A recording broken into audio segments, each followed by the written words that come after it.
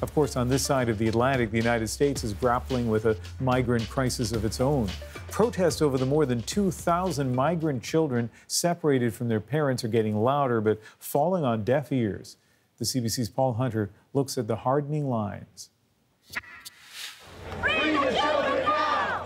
Free the children now! Not far from one of those detention centers in Texas, growing outrage over how the Trump administration treats illegal migrants.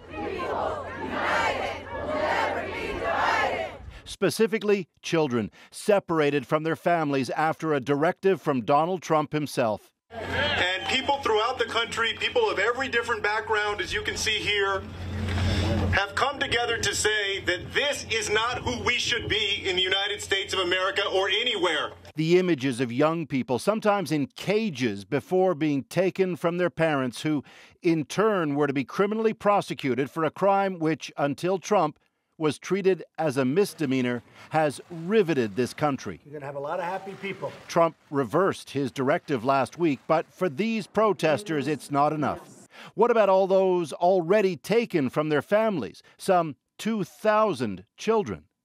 Government officials say they've got tabs on all of them, but today, the senior Democratic senator on Capitol Hill called for a czar to cut through the bureaucracy and reunite families faster. Word is that the process could take a very long time, much longer than it should. And so we have to find a way to expedite the process. For his part, Donald Trump today reverted to a hard-line position on migrants who, in his words, break into and invade the U.S.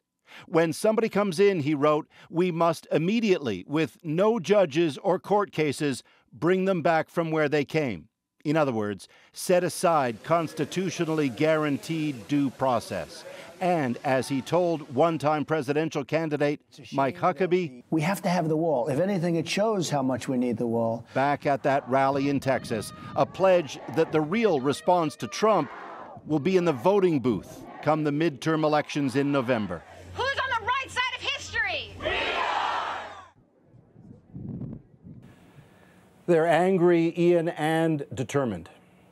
You mentioned the children that are still separated, so what more do we know about them? Yeah, well, officials describe it as a well-coordinated effort to reunite them with their families, but it's unclear how well it's actually going.